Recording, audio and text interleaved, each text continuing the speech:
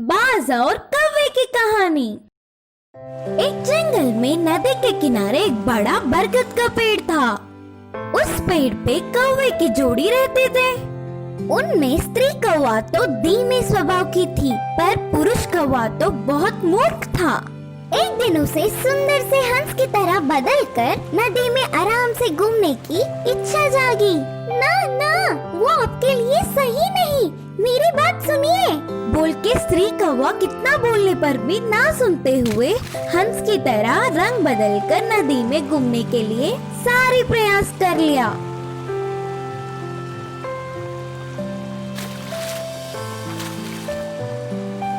सुंदर सा हंस बदलना नहीं तो आखिर में चूजा बनकर उनके सामने मजाक बन गया। नदी में एक डुबकी लगाकर फिर से पहली तरह बनकर ना कुछ बोलते हुए श्री कौवे के बाजू में आकर बैठ गया। ऐसे कुछ समय बीत गया। उन कौवे के रहने वाले प्रांत के पास के पर्वत पे एक बाज ने निवास तैयार किया। वह उधर से उड़ते हुए आकर उस प्रांत में बहुत देर घूम रहा था। कितने भी दूर होने पर भी स्पष्ट से देखने वाले आँख तोहफे में पाने वाला बाज ऊपर से ही उसके निशाने को देख तेजी से उठकर आके उसे ले गया।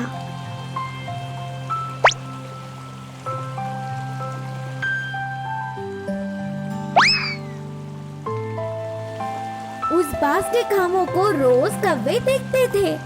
मेरे सामने वो बाज कुछ महान नहीं, हवा में उड़ना, तुरंत देखना, आसानी से जकड़ लेना, उसके सारे काम मैं आसानी से कर लूंगी, कहा पुरुष कौवे ने।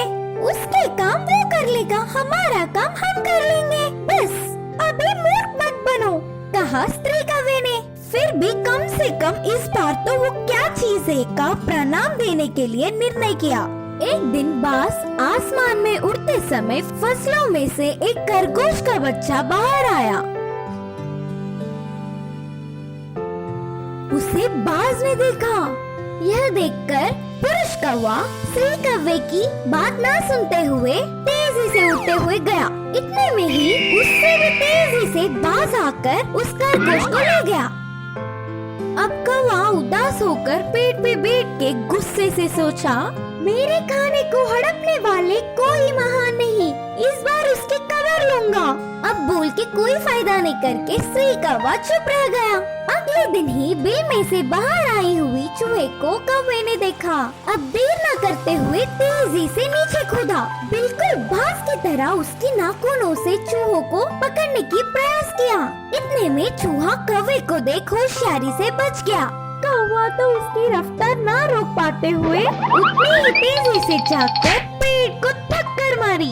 हे भगवान, मैं मर गया रे, मर गया, बोल के दर्द से चिल्लाने लगा। तभी वहाँ बाज आकर, शिकार करना उतना आसान नहीं, अब से मेरी तरह करने का प्रयास मत करना, यह तुम्हारे सेहत के लिए ठीक नहीं। इस कहानी से हम यह सीखते हैं कि हमें कभी भी किसी की नकल नहीं करना चाहिए, बल्कि ईश्वर की दी हुई सामर्थ्यों से खुश रहना चाहिए। शियाल और मुर्गी की कहानी। एक गांव में एक मुर्गी अपने बच्चों के साथ रहती थी। माँ और बच्चे दिन भर आहार के लिए साथ में पेड़ पौधे के पास जाकर शाम को घर आते थे। इनको देखकर एक शियाल ने सोचा, मुर्गी के बच्चे तो बहुत अच्छे हैं, उनको खाने से बहुत स्वाद आएगा। सभी को एक बार नहीं, रोजाना एक को पकड़ना है, बस मुझे कई दिन तक आहार की कमी नहीं होगी। उस दिन से शियाल एक एक मुर्गी को खाने लगा। एक दिन मुर्गी को शक हुआ और बच्चों को एक बार गिनती किया। उसमें कुछ बच्चे नहीं दिखने से मुर्गी सोच में पड़ गए। मेरे कुछ बच्चे दिखाई नहीं दे रहे हैं, कहाँ चले गए होंगे? कहीं गलती से झाड़ियों के पास गुम तो नहीं हो गए, या किसी और के चाल में फंस तो नहीं गए ना? फिर भी इतने दिनों में मुझे क्यों नहीं मालूम हुआ? ये कहकर मुर्गी बहुत दुखी हो गए। दिन भर बच्चों के लिए हर जगह ढूंढती रही, मगर उनकी पता नहीं लगा। रात को लेट गई, मगर दुख से उसे नींद नहीं आई। ठीक उसी समय बर्तन गिरने का आवाज आने से उस तरफ देखी। शियाल एक बच्ची को ले जाते हुए दिखी। वो देखकर मुर्गी को बहुत गुस्सा आया और बहुत दुखी भी हो गई, मगर वो कुछ नहीं कर सकती थी। इस बदमाश शियाल को सबक सिखाने और बाकी बच्चों को बचाने के लिए उसने एक निर्णय लिया। सुबह होते ही जगह जगह जाकर शियाल के मनपसंद बकरी के मांस लाई। उसको एक बर्तन में रखी। हमेशा जैसा शियाल उस रात को भी आई। उसको पहले मांस के बू आने से वो अंदर जाके देखी। बर्तन में उसकी मनपसंद मांस दिखाई दिया। उसे देखकर वो बहुत खुश हो गई। आज तो मुझे लॉटरी लगी है। पहले मनपसंद के मांस को खाऊंगी, बाद में मुर्गी की बच्चों को ले जाके सुबह नाश्ते में खाऊंगी। ये सोचकर वो बहुत खुश हुआ। मांस को खाने के लिए शियाल ने बर्तन में अपने मुंह रखी, लेकिन उसका किस्मत अच्छा नहीं है। बर्तन में मांस मुंह को नहीं लगती। अरे ऐसा क्यों हुआ? मैं इस मांस को नहीं छोड़ूंगी, कैसे भी इसे मैं खा लूंगी। ये सोचकर बर्तन में सर रखने की बहुत प्रयास करती है। ये सब छुपके से मुर्गी और उनके बच्चे देखते हैं। आखिर में उसका सर बर्तन में रख तो पाती है, लेकिन वो बाहर नहीं निकलता है। वो उस बर्तन की वजह से कुछ खा या पी नहीं पाती है। ऐसे ही तरसते हुए वो एक दिन मर जाती है। बाद में मुर्गी अपने बच्चों के साथ जिंदगी गुजार देती है। इसीलिए बड़े कहते हैं, जो खोदेगा वही गिरेगा। उड़ने वाला घोड़ा। एक गांव में चंदू नामक एक व्यक्ति रहा करता था। जितना उससे हो सके वो हर किसी की मदद करता था। वो एक किसान था। उसके खेत गन्ने के थे। इस साल उसकी फसल बहुत अच्छी और ज्यादा हुई थी। उसके खेत के गन्ने इस साल सबसे मीठे थे। वो सोच रहा था कि जैसे ही उसकी खेती पूरी हो जाएगी, वो उसे बेचकर कुछ पैसे जमा कर लेगा। एक दिन जब वो खेत पर आया तो उसने देखा कि उसके कुछ गन्ने आधे कटे हुए थे। मेरे खेत के गन्ने सबसे मीठे हैं। शायद इसी के कारण किसी ने इनमें से कुछ गन्ने काट कर ले लिए हैं। वो मुझसे मांग लेते तो क्या मैं नहीं देता? चलो कोई बात नहीं। दूसरे दिन जब वो आया तो और ज्यादा गन्ने कटे हुए थे।